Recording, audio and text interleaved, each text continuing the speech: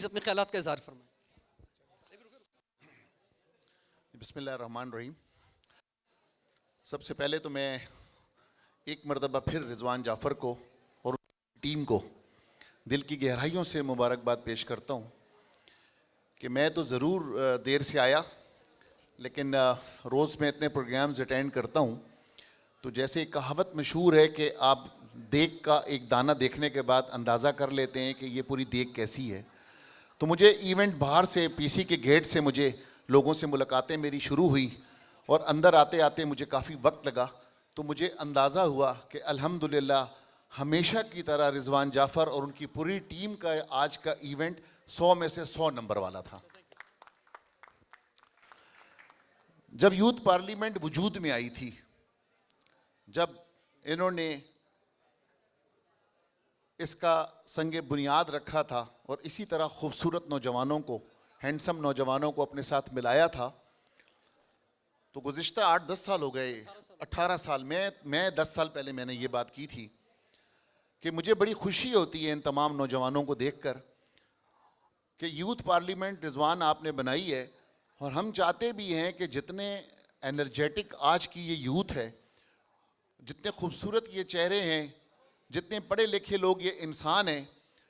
तो मैंने ये ख्वाहिश जाहिर की थी पिछले 10 साल पहले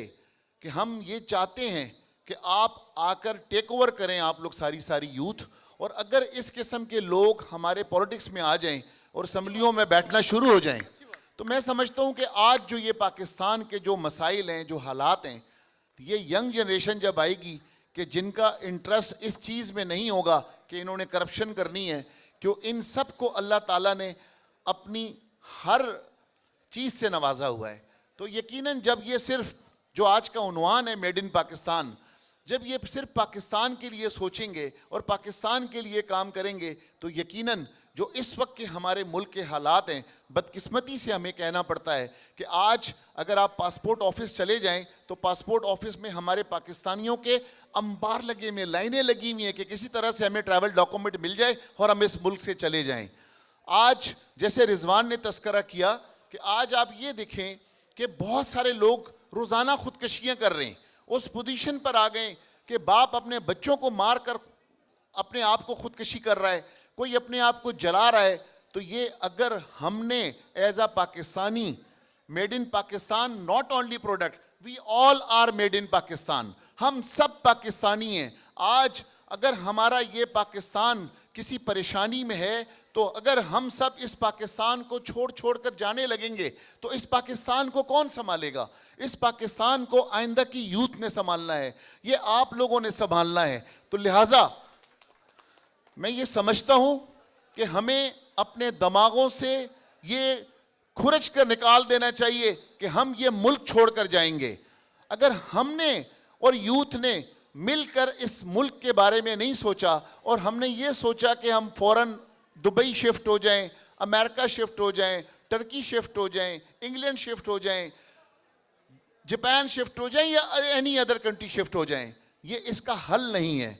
अगर हम जो 4 लोगों अल्लाह ताला ने नवाजा हुआ है, 4 लोगों को 4 पैसे दिए हुए या काबिलियत दी है, अगर वो पढ़े लिखे लोग और 4 पैसे वाले लोग अगर ये मुल्क छोड़ के जाते रहेंगे तो ये मुल्क मज़ीद तबाह होगा, जो आज इस लेवल पर चला गया है कि मैं समझता हूँ कि जो महंगाई जिस तरह से आप कह रहे हैं कि हमारे जो बिजनेसमैन के रोज़ाना लड़ाई झगड़े हो रहे हैं, टंबर मार्केट का वाक़या आपके सामने होगा कि 3 दिन पहले FIR कटी है बिजनेसमैनों के ख़िलाफ़। आज पूरे पाकिस्तान में अगर जाके देखें तो यही हालात हैं, लेकिन इन हालात को ठीक करने कैसे करना है? इस यूथ पार्लियामेंट ने करना है, आज की नौजवानों ने करना है। इन्होंने मुल्क छोड़कर भागना नहीं है, इन्होंने मुल्क में रहते हुए मुकाबला करना है इन हालात का। तो लिहाजा मैं आज इस प्लेटफॉर्म के तवस्सुत से ये तमाम दोस्तों को और स्पेशल यूथ को ये गुजारिश करना चाहूँगा कि खुदारा जिस तरह से रिजवान ने इस प्लेटफॉर्म का नाम मेड इन पाकिस्तान रखा है, ज़रूर हमें पाकिस्तानी चीज़ों पर काम करना चाहिए,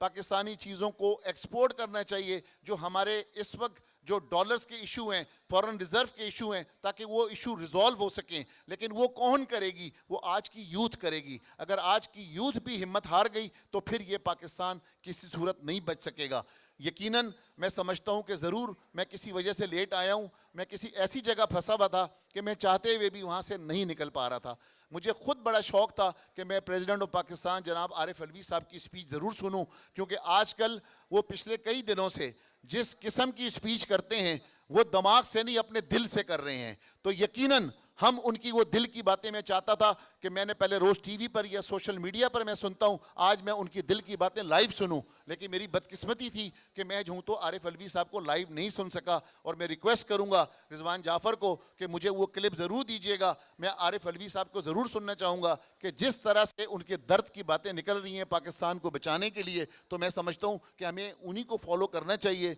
और आप लोगों को, यूथ को लेकर चलना चाहिए कि पाकिस्तान को हम कैसे बचाएं। मैं एक मरतबा फिर रिजवान जाफ़र को, उनकी पूरी टीम को मेड इन पाकिस्तान के इस पुरवकार तकरीब पर मुबारकबाद पेश करता हूं और उम्मीद करता हूं कि जिस तरह